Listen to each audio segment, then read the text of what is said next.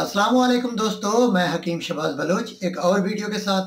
अच्छा दोस्तों, आज मैं आपको दम्मे का इलाज बता रहा हूँ। जो दम्मा है, आजकल ये मौसम है, जैसे ही बाहर नज़दीक आती है तो दम्मे की बहुत सारी लोगों को शिकायत है। तो उसके लिए मैं नुस्खा दे रहा हूँ, आप लिख लें।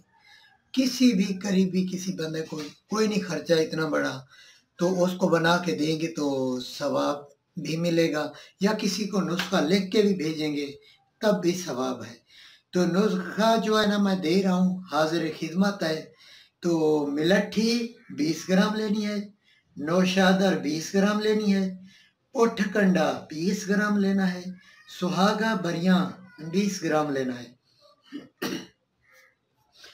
तो बेहतर है कि जो पोटखंडे का, अगर 20 ग्राम पोटखंडा है ना, तो इसका अगर कोई नमक निकालने में माहिर है, कूट कर पानी में बॉयल करें, जो नमक हासिल कर सकते हैं तो नमक कर लें, नहीं तो पोटखंडा ठीक है, उसमें नमक की मिकदार पूरी होती है, तो ये भी ठीक है।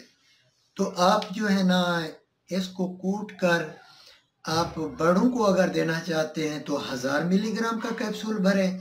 अगर छोटे बच्चे हैं उनको देना चाहते हैं तो 500 मिलीग्राम का कैप्सूल भर लें।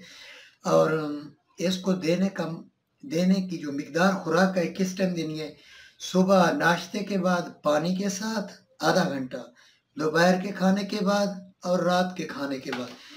3 टाइम देना है दिन में, सुबह दोपहर शाम, खाने के आधा घंटा बाद पानी से। तो 1 हफ्ते में इंशाअल्लाह अफाका होगा, ठीक होंगे। और इसकी जो है ना, परहेज़ तली हुई चीज़ें थे और चावल से परहेज़ है। 1 हफ्ते का ये नुस्खा है, इस्तेमाल करें, दुआओं में याद रखें। Thanks for watching. अल्लाह हाफ़िज़।